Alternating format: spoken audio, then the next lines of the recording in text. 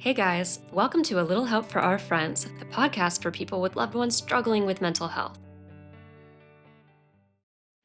Hey guys, today we are going back to dating, which I think you all know is one of our favorite topics ever. We're going to do one that is particularly relevant to me at the moment, but both Kibby and I have experience with it, which is long distance relationships. So, I have been in so many long distance relationships. Not all of them like exclusive, but I've dated guys long distance like 1,000 times, and now Jason and I are doing a year because I'm in New York. But that's a more like classic, like we actually love each other, we're actually in a relationship versus some of my others were a little bit different. But we want to tell you a little bit about what the data says. Fair warning, it's mixed. And then just kind of go into like what works, what doesn't work, and tips. Kibby, can you tell us, speaking of tips, how Cool of Mine could help any of our listeners who are in long distance relationships? Yeah, so in Cool of Mine, again, we are giving support and community around people who want to break free of toxic relationships, especially getting a lot of that people with um, a loved one with mental illness, like a personality disorder or addiction or other kind of emotional issues. And we're getting a lot of people who have partners with anger issues. That tends to be people who are, reaching out to us for help. So if you just want to talk and see what we have to offer in terms of how we can support you through that relationship, go to the link in the show notes or check out coolamind.com, KULAMIND.com. For example, we're helping people just understanding what's going on with their loved one, setting healthy boundaries, not going nuts themselves, learning how to validate and support them through their emotional crises, but also without losing yourself at the same time. So that's what we have to offer at Cool of Mind. Amazing. When we were looking at the data, I was surprised to see that like how close the results are between close proximity relationships and long distance relationships. Like, Yeah. I didn't find data that said, you're screwed if you're in a long distance relationship, for instance. So there's actually some data that was positive that there were higher levels of like dedication and commitment in long distance relationships. Whenever it's just one study, we can never take it that seriously. But it just goes to show like it's not the research doesn't tend to say that like you're doomed if you're in a long distance relationship. Mm. I think an important thing to think about though is what are we really talking about when we're talking about long distance? Like the difference between somebody living in Manhattan and Princeton, New Jersey is way different than somebody living in New York with somebody in Australia. Mm. And the difference between what Jason and I are doing, which is we have a defined period of time with an end date, versus two people who maybe met long distance, right? Have no idea when they're going to be together. Like all of that really changes the landscape of the relationship. And I'm not sure how research can really account for all of that. I'm guessing it's averaging. Yeah, that's a really good point. I imagine that long distance generally just means the two people are located in different places where they have to travel to see each other. But then, yeah, what's the difference between that and like if someone lives in New Jersey and they're like an hour and a half away from their loved one in New York? So yeah, so I guess like the definition of long distance, like how long are we talking about here? So, Right. um, but And should we for how just long? assume there needs to be like a more than a 2 hour drive or like a plane ride or something? Just when you don't see that person regularly and you have to travel to Right. see them would be what I consider long distance. Um, and things must have changed so much during COVID too, in terms of long distance, because people were stuck in different countries and during lockdown, like different locations, like married couples that I know were one of my really good friends, like her husband had to keep working in New York because Mm. his job had people coming in, and then she went back to Europe with her and her kid. And so they were long distance for about like a year and a half or something like that. So, Yeah, I mean, it was funny. My friend Emma Gray just got married, and she and her boyfriend were both New Yorkers, but there's a New York Times article that came out about how their romance was one where he had to walk like miles every time he wanted to see her, because they lived in different boroughs, and he didn't want to take the subway, so it was like a long distance relationship within New York City. But I do like I've heard from so many people and so many times that like the secret to long distance is knowing when it will no longer be long distance. Hmm. But I don't know, an interesting thing is like I'm watching my sister date who is about to turn 48, and it's like every single person she dates is long distance because the pool gets so narrow. So she and like all of these men in their 50s that she's going out with are like setting their online dating distance measures to include like the entire Eastern Seaboard. And I don't know when they would stop being long distance, but you think about different goals like I have super different relationship goals than my sister does because I am in my early 30s. I'm looking to have somebody start a family with me and have babies with me. Like proximity is imperative. She has already had her kids. She's more looking to just like have fun, have a companion, travel with somebody. So I would think relationship goals would really influence the health of your long distance relationship as well. Yeah, that's a really cool. I didn't think about it until you were talking about it, about the age, like what when people are more or less comfortable with that. I imagine when you're in your 20s, long distance relationship feels like okay, and then later on, after like just the period of time where you want to settle down and get married and have young kids, that must be the highest time where long distance might be super stressful. For example, like you at your period of time versus like if you were 10 years younger, might feel differently. I had to just I just had to lean straight into acceptance. I mean, before I placed in New York, before I matched in New York for internship, I was telling myself it was going to be disastrous if I did not place in North Carolina because I was like, you know, this year with Jason could have been a year that we got to spend together. You know, we spent strengthening our relationship and then getting ready to have a child. I could have been pregnant this year, you know, and like I could have had those nice 33-year-old eggs. And instead, I'm like, this is a year that not only doesn't move us forward, but takes away from us. And so now I'm going to have to postpone getting pregnant, not just by a year, but by 2 years, because even coming back, then he's wanting to make up for all the lost time. What he doesn't want is like for me to come home and be like, "Yay, I'm off birth control. Like, let's get pregnant immediately." Mm. Coming off of this year of long distance, now let's, do all of that. So I just really had to be like, you know what? Good. It's a good thing I froze my eggs. And we're just gonna Yeah. push off this baby thing.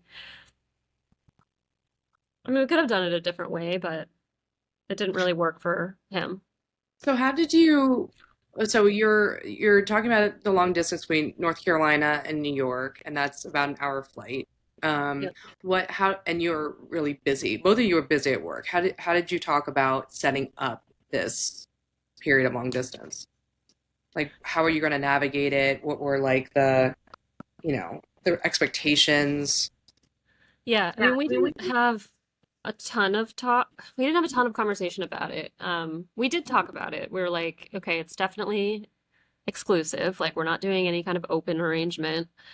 Um, I was like, my preference would be to know when the next time I will see you is before each visit ends.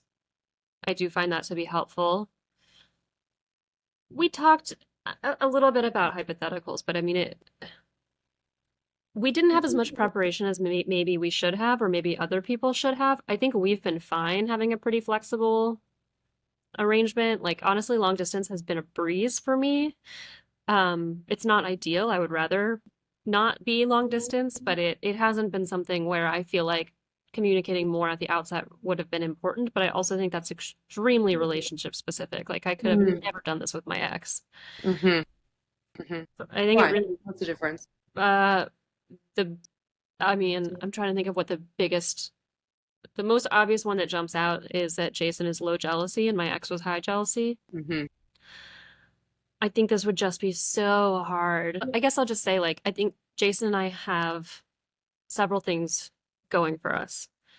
One is that we are both low jealousy. Like, I have not had the thought ever, I wonder if Jason is meeting another woman right now. Now, some of that is on me and my amazing regulation when it comes to jealousy, but a lot of it is on the fact that he, he just doesn't like go out. So I'm just knowing his lifestyle, like there's really genuinely is nothing for me to be worried about. Like I would have to be actively paranoid Mhm. to imagine that he was up to anything. Mhm. His job, I mean, what he's doing is far more impressive because I actually am going out all the time with other men who are buying me dinner and taking me to shows. So, and they're like things he wants to do. Like I went to see Glenn Garrick, Glenn Ross with my friend Jeff, and Uh-huh. Jason's like, "Oh, one of my favorite movies with Kieran Culkin and Bob Odenkirk." Okay, who are you going with again? So I mean, we really should have him on to see how he's doing in this. Yeah. I mean, I think that we both have this value of like trust your partner until there's a reason not to, and of like genuinely wanting the other person to be supported in their happiness. Like he's not going to win anything if he tries to curtail my freedom. It's not going to give him more freedom. It's certainly not going to give him more love and affection. Um, it will build resentment, Mhm. so. Do you feel like you're worried that this would just be like a huge hold on your relationship and like you wouldn't be able to further like develop it or deepen it, like as if it was pressing the pause button on your relationship? Do you still feel like that? No, I don't. I mean, in certain ways I do, but I think overall long distance has actually given us an opportunity to have something that is difficult to have in North Carolina, which is extended quality time. So what we've traded for consistent time, I think we've gotten in quality time because he has a son. And over the weekends when I'm in North Carolina, it's not just the two of us hanging out. It's like we have to entertain his kid and like, include Kai, which is fine, but it's hard to have like 3 or 4 days where we're just going on dates all the time. And Yeah. I've seen him in a place where he's much more able to cut loose and just be like, let's party. Like, I mean, he like flies up here, buys a carton of cigarettes. He doesn't normally smoke. And then it's just like, Goes for it. let's just, yeah, Interesting. let's Yeah. party. I mean, a lot of what you're saying, it does make sense for the research that we were glancing through. I mean, that there, it can be really stressful. Um, one of the sources of stress is um, the obvious problems when you don't see a person every day, like the relationship uncertainty, right? Like, what are we gonna, how, especially if you don't have plans to get together in the same location, like how do we deal with that? Like, when are Hmm. we going to be together? What's the future going to look like? And what are they doing when I'm not there, right? Like, it, do they can they fully, have another affair or relationship at the same time? What, you have Yeah. to put a lot of trust in that person because you only have one, like very few sources of information about them versus like if you're living with them, you could get, what they look like coming home from work or, just like the day-to-day contact. So, Yeah. I mean, but I could absolutely be holding an affair right now. Like, Jason, and it would be super easy to keep from Jason. Like, I mean, it just wouldn't be, I have all the time in the world and I'm out all the time. And I mean, this is just him trusting me. And like, I got cheated on when I was in a long distance relationship. for whom? So, uh, E- Eric, Oh, right. All yeah, right. Wait, you were long distance yeah. in that relationship? Hmm. I thought you were both in New York. It started when we were both in New York, but I wasn't living in New York back then. I was just coming up for like summers and Oh, I didn't know that. Okay. yeah. This was when you were in Charleston? Hmm. Oh, interesting. Hmm. I didn't know that. Okay. Yeah. So, yeah, it was always confusing, because sometimes we would be exclusive, most of the time we weren't. But yeah, he had lots of extracurriculars going on. Did you have any Did you have any like suspicion or No, which is super stupid because he's absolutely the type. I mean and he was cheating on his wife. So like with me, I mean, so it's just they were estranged, yada yada yada. Yeah. But yeah, no, I mean, I think he had a whole kind of harem situation going. And then, he had this girl who he was also long distance with, and she thought that they were in an exclusive relationship, and I thought we were in an exclusive relationship, and he was cheating on both of us. So we had a call in the airport, I remember once, where I was like, yeah, this is my side, what's your side? We're like comparing notes. It was fun times. Would he come to visit both of you, or you two would rotate visiting him? So I'll give you my favorite example, which is my brother was getting married in Charleston, and I invited him to come with me, and he said yes. And he had booked his flight and everything. And then he wound up not coming because there was a hurricane. And that's fine, right? Like a lot of people didn't come because there was a hurricane, except he became very spotty at communication and like didn't call to tell me. He just texted and then like kind of wasn't responsive the rest of the weekend. I was extremely upset. And then when I found out about this other girlfriend, and I was on the phone with her, I was like, was there ever a time in like October, early October, where he said he had a business trip or anything? She was like, oh, he said he had a wedding. I was like, oh, okay. He was bold enough to say what it was. She was like, yeah, he was like looking for rental cars, while we were sitting on the couch. So, I mean, Wow, he was that going to spend the is weekend with my family at a wedding, and he was looking for rental cars with his other girlfriend. wow. That's bold. Hmm. That's real bold. Yeah. Oof. Yeah. Can't accuse him of not being a bold cheater. I mean, the amount of logistics that tend to go in a long distance relationship anyway, I mean, to do that with multiple people seems crazy. But um yeah, I feel like, when it comes to infidelity, this could happen in any relationship, whether it's long distance or whatever, so it's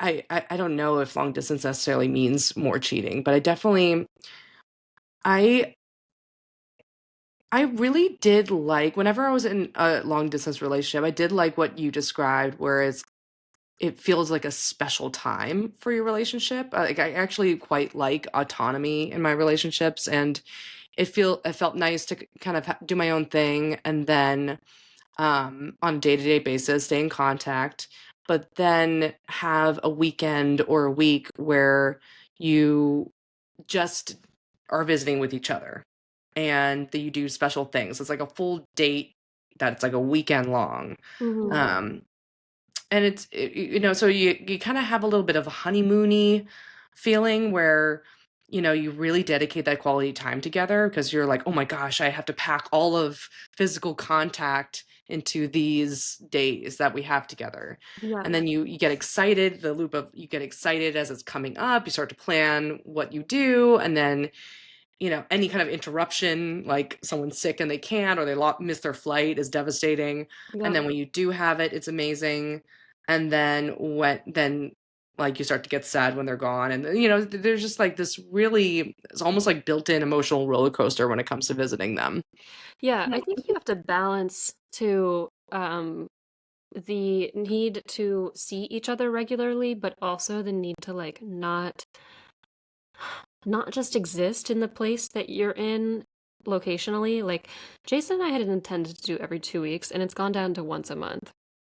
And I think a big part of that is like it would just simply be more of a pain in the ass and just missing out on our like regular lives to be trying to visit that often. Like if I knew that I would only have every other weekend in New York, it just I don't know. It would be easier if I didn't have to write a dissertation at the same time, but it would start to feel as if I'm not really living in New York. I'm just Yeah. like waiting to go to North Carolina. Um, so I don't know. I mean, if I had more PTO, maybe it would be better. But what I didn't want to do was just like not really experience being here. And what I like about this being an interrupter of the relationship is that when we get into long-term relationships, I think we can forget how competent we are when we're single. Like we can forget that we actually do possess the ability to like lead our own lives. Mm.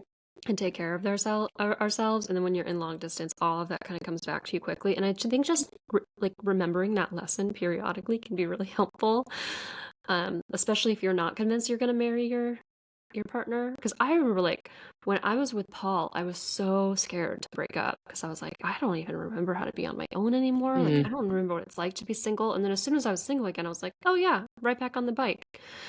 Um, but I don't know, it was just like it was nice to get that lesson. Like I mhm, know I'll be okay. I know I'll be okay on my own. I know how to do this. mhm. Yeah, you definitely have an experience, like a interesting experience of being single and being self-sufficient at the same time being in a very committed relationship that Mm-hmm. is just founded on the emotional connection, like the talking. It makes me think a little bit about Love Is Blind, just because I'm a big fan of that show. But it's like what happens when you distill an entire relationship down to just the conversations you're having and the trips. Mm-hmm. There was some research showing there's some long distance relationships can be even emotionally closer, more resilient because not only are you dealing with a relationship challenge on its own, but you learn to have an entire relationship through talking. And there are a lot of relationships in person where you don't have such an emphasis on like, okay, I'm gonna have to talk to this person and tell them about my day and tell them how I'm feeling. And um yeah, so you're just like, you don't take each other for granted. Mm-hmm. The contact between you and the interaction between you is really intentional and planned and necessary. Yeah, I think that there's definitely a benefit there. There can also be a downside. Like I'll say Jason and I don't actually talk on the phone that much. Mm, I think we had intended to a lot more, like at least weekly. And we probably are talking on the phone at least weekly, but it's not necessarily like a 3 hour phone date or a particularly long phone conversation. And they're always good. Um, I worry, my biggest worry going into long distance was that we would lose our chemistry because I know from doing long distance in the past, like sometimes it can be hard to keep up the natural flow of conversation when you're long distance because the things that can bind you together, mm, even just like when you're like walking down the street together, right? Seeing the same things, being able to point out the same yeah. observations, right? Like that can be pretty binding. And then in long distance, it can be like, I mean, Jason, like when Jason and I ask each other how our days are, there's a very good chance I'm going to be like, yeah, like I went to a Michelin star restaurant and then like, went to a Broadway show or like da da da. And he's like, uh-huh, uh-huh, cool. Yeah, I went to work and then I watched a movie with Kai. Now I'm going to bed. It's like the same every time, right? Mm. So So wait, it's really hard for you to be a long distance relationship because your life in it's New so York much is better more than his. awesome than his? I Okay, yeah. know. It's That's hard. I'm so sorry. oh, it's hard. It's hard. No, but what I mean is like Yeah, we're having really disparate experiences. experiences, and I know that he'll name that, right? He'll be like, mm-hmm, just doing the same thing as always. I wish I had some cool stories to tell you. But like when I'm in North Carolina, I also have that like lame life, but it's just we're commenting on things together throughout the day, like commenting on what we're eating together, what we're watching Mhm. together, like what we see on the street together. Like there's just content that's always available versus like long distance. I mean, we've been doing fine, genuinely, but a lot of the time it's like, this is what I did. Oh, cool. How was that show? How was that movie? Yeah, And then you kind of like yeah, run into a dead end kind of quickly. yeah, yeah. You're just reporting on Exactly. your individual experiences, whereas a lot of relationship is like the different perspectives on the same thing that you're sharing. Right. Um, Exactly. and there's a lot of well, text messaging may change this, but in when you're living together, you can have these spontaneous chats or hugs or like non-force organic interaction. Whereas I remember a long distance relationship, it was like, okay, now it's our time to talk. And so you have to talk. And sometimes you're Mhm. tired and don't you just want to be with the person. Yeah. But I don't know, maybe other people I think there's other relationships I heard, especially around COVID, that got used to like a Zoom relationship where they would just have the Zoom on and or the webcam on and then they would just work or exist or hang out. Right. Um without, like, pressure to talk to each Pressure. other. Right. And I never really did that before. That's just interesting to feel because sometimes it was like, okay, this is our scheduled talk. Mhm. Oh, I have to think about something interesting to talk about, Like it was like such a forced conversation that it took the spontaneity out of it. Yeah, I think Jason and I have been just sort of coasting along in this, that we haven't had to get too creative with things. Like it's just been good enough. Like and it's been great in some ways. Like the visits are amazing and talking to him is great, but I don't think either of us see this as like, okay, we need to like save our relationship, or like we've really got to amplify this year so that X. Like I think we're just kind of like, yeah, this is fine and it's gonna end, thank God, on Mhm. X date. But I don't think that's a bad idea. Like just having your person in your pocket, like with you while you do things. And Mhm. I mean, that sounds kind of nice. I will say, like, one of the reasons we don't have that many phone calls is probably because I don't like phone calls, Mhm. especially with what we do for a living. It's just like, I just talk to like people Talking, all yeah. day. Yeah. Yeah, that makes sense. I had a bunch. I had one in college, who was my first husband, and it's interesting. And when you said you don't really live in the place, because you're traveling and seeing them all the time, and like your heart is somewhere else, that Hmm. definitely happened to me. And actually, my current husband is sad about my long distance relationship in college because my Alex and I lived together as like college roommates in senior year, Mm. and he was so excited. I went abroad for a little bit, and so we were so excited to like finally get like the senior cool, townhouse, living, and then it was our last year, like big hurrah. And then I started seeing my ex-husband, um, who was, like, a couple states away, so I have to, go to a really long bus ride, and we would do, like, every other weekend or so, him here or me there, and whenever we were together, we were just, like, in, like, the couple world in that Hmm. weekend, so I wouldn't even see my friends. I mean, I even was, like, super late, like, 2 hours late for my own party at our own, like, college dorm, Yeah. which I feel really sad about. And yeah, Alex to this day was like, "Yeah, I thought I was gonna live with you, and you were never there." Um, so it's kind of ironic. But I Alex and I started as a long distance relationship. He was living in LA when we got together, and he was doing law school. And we got together when he came for a summer here to hang out with me. And then he had to go back to law school and then finish it up, and then we were like, we'll be together at some point. Hmm. But that was really tough because I think that at the time we weren't sure how to navigate that coming together. The move wasn't really clear. He wanted me to move to California, or like had some dreams of it, and I was in North Carolina. Like there was just like a lot of different pieces about what our future looked like. And at the time I was actually really anxious because I thought I was infertile, and I was like, we don't, I was like 34, 35 at the time. I was like, we gotta get on this, Hmm. and he had 2 more years of law school left. Like, what were we gonna do? Right. Spend some time. I didn't know what to do. I was scared of the timeline. I was scared of the distance. In my mind, it would have been like a couple years before we had a family. And I made that very clear that I was like really panicked about the timeline. And one of our trips, one of our, long distance trips, we went to a wedding in Colorado. And I remember he said, okay, let's start trying. Let's start trying for a baby. I'm terrified, but let's do it, like, and so we did while we were long distance, and I got pregnant while we were long distance. Immediately. Immediately, the first time we tried, which is insane because in my mind, I was like, "It's probably gonna take a year Right. of us trying before we, have to do fertility treatments and then get pregnant." So the timeline was just so different. So suddenly that put pressure on, now we have to be together. Like, we're gonna have a baby in 9 months, 10 months. Um, like, we better be in the same location.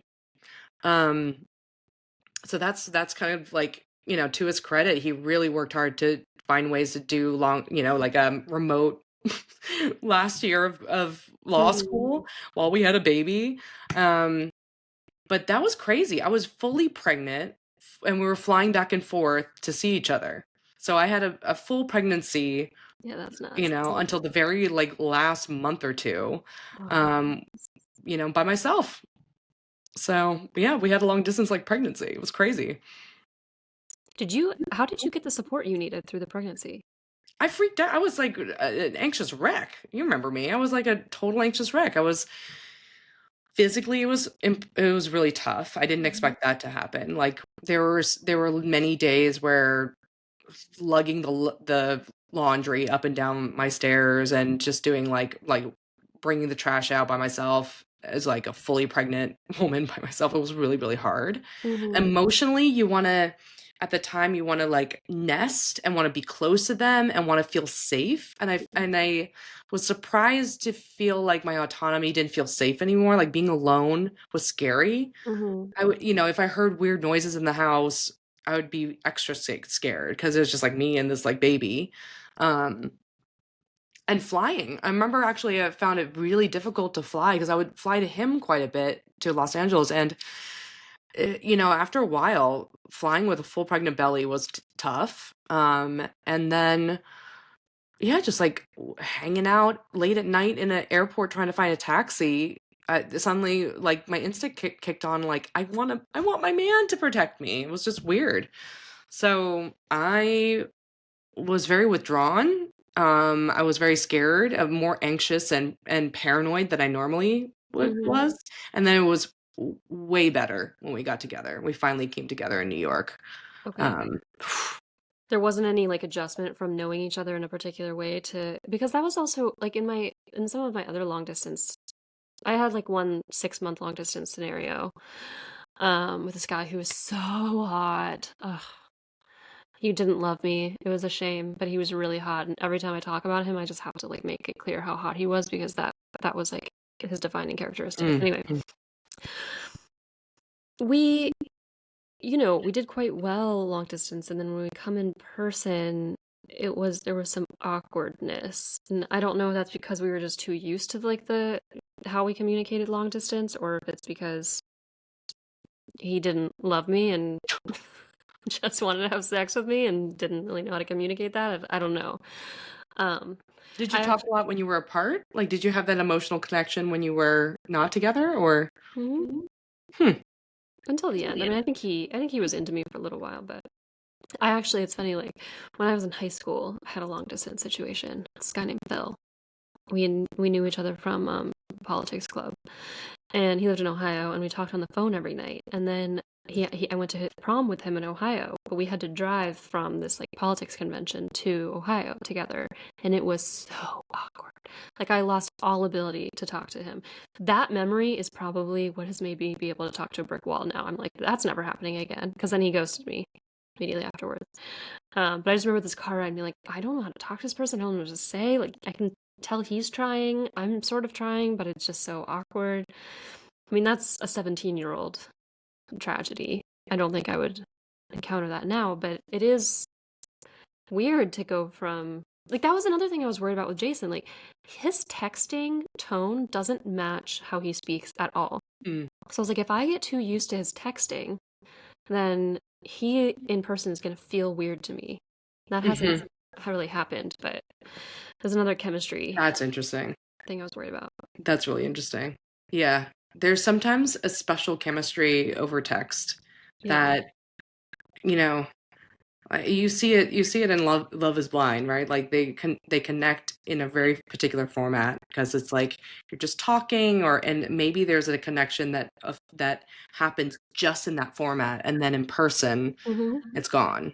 Mhm. Um yeah, that's really interesting. I remember too back technology has a big piece in all of this too. Like the growing technology because I remember I would meet someone in summer camp and we would be dating or whatever. And then we would just, afterwards, it would be phone calls and emails. Emails Mhm. were like, whoa, but like there would be phone calls. Yeah. And that would launch people into like a little bit more of a confessional state, like being really open and just like talking, like, you know. Um, but then when you get all the feedback of being in person, it might be weird. So that's a really interesting thing of like long distance relationships being like better sometimes in the long distance. Yeah, I mean, I think I was worried more about the reverse that our chemistry would die because we're better in person. But I mean, Mhm. I think it can go it's bidirectional. And it's just like one of those nervy things. I mean, if I'm thinking about I don't feel like my relationship is actually the best example to talk about when we think about like the pitfalls of long distance because I just I there are so many pitfalls if you think about anxiety here. Like if Jason were an anxious partner, I would be having a really different experience in New York. Mhm. Mhm. Yeah, I became an anxiously attached partner when I was pregnant. Like I Hmm. became more hooked on when he responded back to me, when we're going to see each other, missing him. And there's also research showing that like there's a little bit more idealizing, like distance makes the heart grow fonder, right? So it's Hmm. like you're apart and you get to miss each other and idealize about all the things that you love and miss about them, right? Instead of taking them for granted by being right next to you.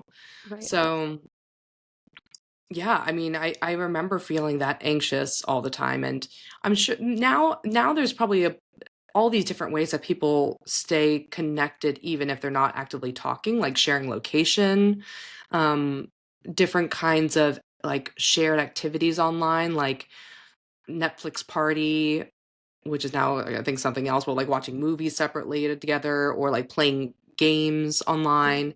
So there's all different ways to like stay connected so you're not relying just on that text or that call or that one conversation. But Yeah. I think it's hard. I think it's it's really hard because the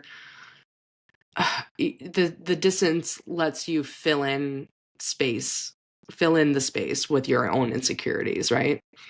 Yeah, I mean, my experience with Eric and the hot guy Nikolai, they we both like more or less started out. I mean, Eric and I had some runway in person, but the distance definitely increased idealization because I just filled Mm. in the gaps with my own like daydreams and fantasies about them.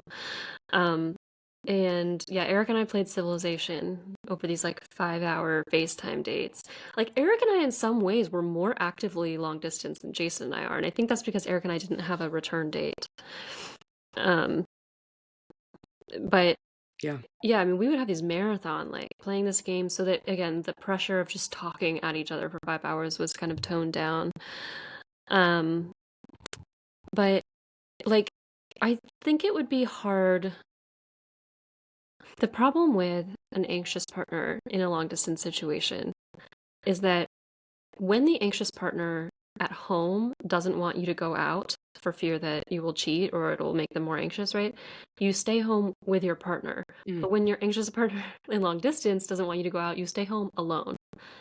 And that's just not something that I think a lot of people would be interested in. Like if Jason was like, please don't go to Glengarry Glen Ross, I'd be like, okay, well now I'm missing out on Glengarry Glen Ross and I'm alone. I'm sitting in my, Hmm. cardboard box Hmm. in New York.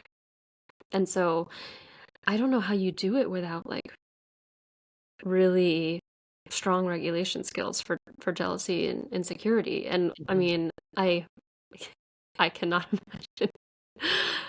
I was very faithful to my birth control this year because I was like, I do not want to be long distance and pregnant. So I really don't know how you did that because you were literally physically vulnerable. Like, what if you had a miscarriage? Yeah. Yeah. No, I mean, I had COVID. I got COVID, even though I was vaccinated. I got COVID while I was pregnant, while I was like second trimester. I was so sick. I couldn't move. Um, and that made it like I still had to work. I still had to like walk up and down the stairs. Um, so yeah, that anxiety and feeling like I need that person, I want them close to me was tough. And I think what it also did was, then there's more time and space for your insecurities to run amok. And so like Hmm. whenever we have insecurities with relationships, a lot of it could be just like these core beliefs, these like old blueprints that we're just like projecting onto our new partner, right? Like fear that they will leave me, like I'll just be left alone. They don't actually love me. And so when that was activated, that was super intense when I was pregnant. And so anytime we had a kind of a not great conversation or he wasn't responding, I kind of went into like, like this means all the bad things. Yeah. And I remember, we had like more fights, definitely. I mean, we also had more fights because it was like we don't even know when we were going to be together. Like our future was together was so tough to navigate and figure out. Um, but the fights were tough because we would be texting each other Mhm. insecure. At least I was insecure, and then we would misread each other. Like I remember we had a huge fight because like I was anxiously ruminating at him through text, and I think he read the tone as more like, here's what it was. We were talking about when we're going to propose, when we was going to propose and we were going to get together. And I thought that we were going to get engaged earlier than he thought, right? And I was talking at him about how sad I was and anxious about that. And I was like, well, maybe it's actually a good thing that we have more time to get engaged because we have a lot of things to figure out, right? But he read it as, well, maybe it's a good thing that we are not getting engaged right now because we have a lot of things to figure out. Yeah. And he got so mad and he got so hurt. And we got into this huge fight and I was kind of confused. So he was upset. And then the things that he said and acted triggered me to be upset because he was more cold and distant. And it spiraled. And it was like a couple day fight. We didn't talk, which is a little bit easier when you're long distance. Like I basically like cut him off, like iced him out for a couple days because I needed to like process. I was so upset after that conversation. Whereas I think we probably would have talked more, like resolved it faster if we were in person because we had to be around each other. Mhm. But when we really spelled it out, it was a lot of this miscommunication, a misreading of my tone. There was a lot of other things around it, but that was really the thing that set off his insecurities. Mhm. So that is like was such a downfall of like both of us being anxious and long distance, is that you have that really narrow channel of connection, and if that channel is fuzzy and breaks down, then the whole thing is a mess. I can't even imagine being long distance pregnant and that new to a relationship where, like, wow, if he leaves me, I am so fucked. Like, I am so alone with this. Yep. And then to have all the perils of texting as your major communication source. Woof. Yeah, and you know me as a texter. I'm not like text, text, text. Most of the time I'm texting on my computer, so I'm just like Yeah. type, type, type, type, type. You know that meme of like, have you ever seen the Kermit meme on Instagram where he's just like furiously typing? That's me on text all the time, and you know that very well. Yeah.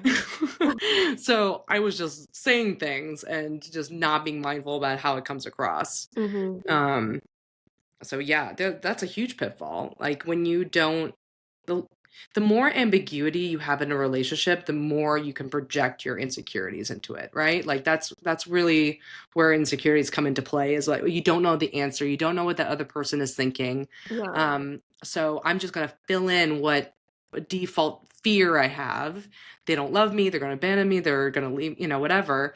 And Hmm. then that becomes how you interpret that silence or Yeah. that ambiguous interaction. Oh, I remember that well. I feel like there's this thing that I did slash do, which was, um, I think I saved up my discontents for when I was in person, mm, which isn't necessarily dumb. I mean, it's a double-edged sword. Like, I think I wanted to avoid the insecurity that comes from a text fight or a phone fight, and then all of the space that you can have available to you after that. Like, I think I didn't want to like, that's unusual, actually. Like I think that I would say in my experience, and I can't remember the research, but I was hesitant to bring up any bad stuff when we're together because you're like, we only have like 3 days Definitely. together. I want to make this awesome, right? You don't want to spend the whole time fighting. But then afterwards, when we would be distant, I would bring up, and actually, I was, wanted to talk about this, but I couldn't, So Yeah. you save the fights for the in-person I time? do, but I don't think it was conscious necessarily. I think I was probably steeped in some insecurity, like while we were apart, and then when we were together, it probably all came out. I mean, including like when I, Jason and I have an amazing relationship, okay, but he's also like one of the only people that sees me very emotional most of the time. So for a while, like every visit, the first night I would cry over something. I'd be like pissed at him about something, or so it's gotten to the point where he's like, I visited this like a week ago, and was starting to get really in my head about something he said. He was like, "We are not doing this. How do we turn this ship around? Like we're not crying tonight. Like we got to have a weekend where this doesn't happen." I don't know. I think like Jason and I have only had one fight this whole time, but it kind of recurs, which is the travel fight.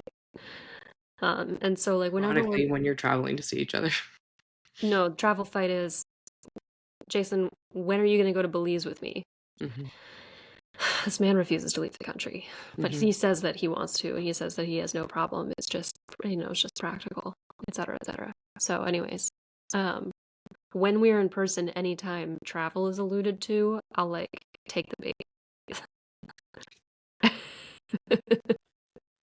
And whenever Eric and I were in person, we would break up. But I don't know if that was my fault.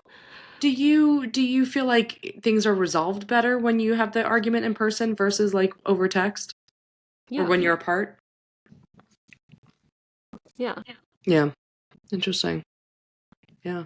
I mean, this is a good segue into like best practices or tips for long distance relationships. What would you say are the tips for making a long distance relationship as healthy as you can? I mean, I think if you have a problem, you should bring it up. You shouldn't store it and wait until you see each other in person, because you do want to protect that time, and you don't want to be um, storing up a resentment or anything like that. But I do think it just can be true that like the things that you've thought about alone can kind of like pop up when you're together finally.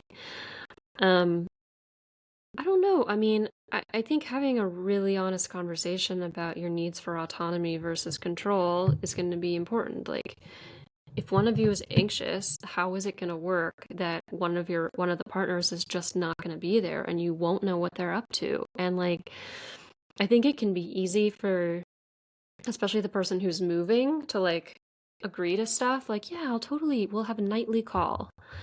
If Jason and I had a nightly call, I would not be experiencing New York. I just don't see how that would be possible, right? Like maybe if we had the same bedtime and we did like a right before bedtime call, that would work, but his bedtime is like 9 p.m. Like there's most of the time I'm out. Hmm. Um Hmm. so like how much are check-ins actually going to be worse for us versus, helping our relationship? And then yeah, I mean some way to make it so that you two are observing the same things at some point. So I did like playing Civilization with Eric. I thought that that was a good way to like have something to do that kept us on the phone. Um, and yeah, Paul and I would do I think we would watch movies at the same time. We were never long distance, but just like when I was visiting family or something. But I think there are certainly, you can have date nights. Like Eric and I would always basically just get, when I was 23, but basically just get plastered on the phone. And we'd have these like 5 hour marathon talks, but it was like a date, It's like something to look forward to. So that kind of thing can work. Um, I do think knowing when you're going to see each other next is helpful, but you have to like really keep in mind the individual partners. I'm somebody who thrives off of flexibility, and it wouldn't work super well for Jason and me to have come up with a bunch of rules for how we were going to do this Hmm. and a bunch of Hmm. expectations. Like it works far more that he's just flexible with me, and then there's no expectation that like I have to be somewhere at a certain time unless we prearrange it. Yeah. I think it makes sense to, if you know yourself well and how you like to communicate and connect with a partner, that really helps. But then if you're already deep into a long distance relationship and you're feeling this out, then I guess it's worth it to check in with yourself and the other person. Like, do I feel connected to them? How Mhm. connected do I feel? Like, do I actually feel the distance in more ways than one, emotionally and physically? Because yeah, all these different ways of checking in, they're called like emotional calls and like long distance relationship. Like the different ways that you have emotional calls might feel satisfying and enough, or Mhm. for one person not, right? Like I remember Alex and I would text each other about, funny things that happened that day or what we're doing. We still do that as a married Mhm. couple. Like we'll like, how's your day? I love you. Blah, blah. But if the other person doesn't feel like that's enough, like they don't feel connected, they want like more FaceTime calls, or they want more shared activities, or they want more, like just making sure that that level of connection makes sense and it's Yeah. actually like bringing that person closer versus Yeah. not. One thing I'll say, this is actually probably the most annoying part of the long distance relationship, and it doesn't have that much to do with Jason, but it's when your job gives you a limited number of PTO Mhm. and you have to spend it all on your partner. I don't know how you do Mhm. that year after year. I mean, I can do it for this year, but I'm basically telling my mom, like, look, I'm not going to see you for 6 months Mhm. because it's Christmas is past, you know? Yeah. And like my friends, like I was asked to be a godmother and they want me for the christening. But I'm like, I don't know when I can come to the christening because I'm spending every single day I have on my boyfriend. And so I don't know if you can plan joint trips Yeah. together. Yeah, if you can Combine somehow it. like get on neutral territory, sometimes it's not. This is one of the reasons I wanted to go to Belize. It's like it doesn't have to be your place or my place. It can be this new place where we have this special time. We're not just a visitor. I think Mhm. could be helpful. But yeah, negotiating that PTO thing is Mhm. tough. Yeah. Yeah, it really does like box out that time for that other person. If you can like go with your partner to like seeing your family or, seeing your godchild, like that would be two in one. But I understand how people want to get protective over the date visits.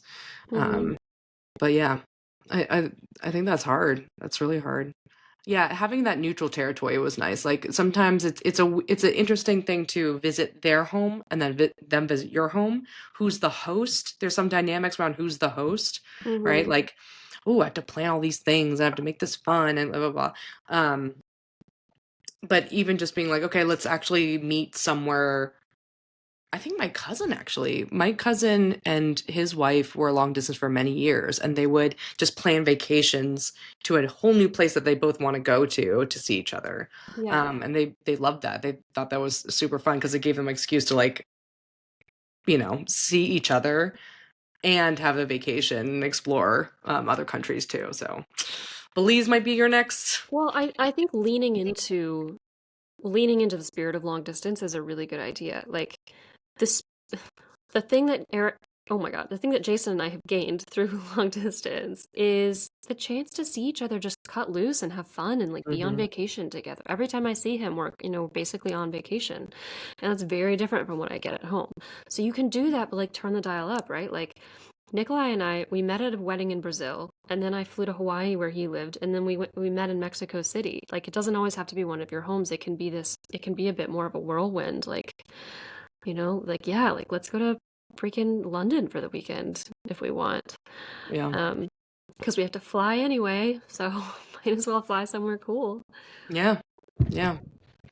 Oh, it's making me. It is making me nostalgic for the time that Alex and I were long distance. I think in my mind, sometimes I think of that time as like the non part of a relationship. It almost like Mm. is that pause time, but I'm like, oh my gosh, there was so much there, and part of it was like it fueled the excitement, when we saw each other. It would be so much more exciting, but then it was also like you're just waiting for your relationship to start, like to wait to see what it's like to actually live together and start a life together. Right. So I know in some ways like it was really, I mean, we even did um finding out what is whether our kid was going to be a boy or girl long distance. We went on Zoom together, Mm, and then we pulled up the results from the doctor together so we could see it on a shared screen, and then had that experience like separately. mhm. So that's just crazy to think about. But and I definitely think that shared experiences in general, the more you can do that, so you don't live separate lives like just reporting to each other, Yeah, like um yeah, like I think you know playing games, playing like there's all sorts. Everyone's into like Wordle. What is it? Scrabble Wordle things literally, yeah. online. Reading the same book together, Right. watching the same show. That's definitely something that people like to do, where they binge watch the same show and like start at the same time and watch it, like that Mhm. Netflix party thing. But Yeah, there's also having like some apps that do it too, and there's like different let's see like there's different apps for virtual dates that you guys could look up. There's all sorts of you know oh, and there's also like sending handwritten letters or care packages. Sometimes even just with when you have the physicality missing, you right. could add the physicality and actually like mailing a surprise to them. Yeah, I think, like, if especially if it's temporary, like, anytime something is temporary, even if it sucks, it's gonna present opportunities that you won't get normally. So, one of right, like, you're never gonna write each other handwritten notes when you're in a close proximity relationship. So, if you've ever wanted to exchange love letters, like, do it, you know? Um, I'm probably like I might get proposed to in New York City. I don't know that that would have happened if I weren't in New York City right now. Like if we were so North Carolina oriented. Um, I also think I think there's two other like major components I would talk about. One is like you want to create a situation where you have shared experiences and where you feel connected, but I think the other peril of not experiencing the place where you're in and like putting everything into the relationship is that it might increase your pain level in the long distance relationship because suddenly you're living for the relationship and the relationship is not taking the form that it ideally would. And so then it's easier to feel the unideal parts. Like if I were just living for Jason right now, then I wouldn't be able to lean into the fact that I love New York and there's so much to do here and that I get the opportunity one more time to experience it and my friends and that's awesome. Um, I do think one thing that helps though to not just feel like you're living totally different lives is to see Jason and I have not hit this balance. Well, we've actually maybe we have a little bit. Whenever he comes to town or whenever I go to town, it's very tempting to spend all of our time together. And I love that and I don't mind it, but it might be better, especially if we weren't going to come back together in 5 months, to like introduce him more to my friends here and so that he actually feels like he has a bit of a life here too.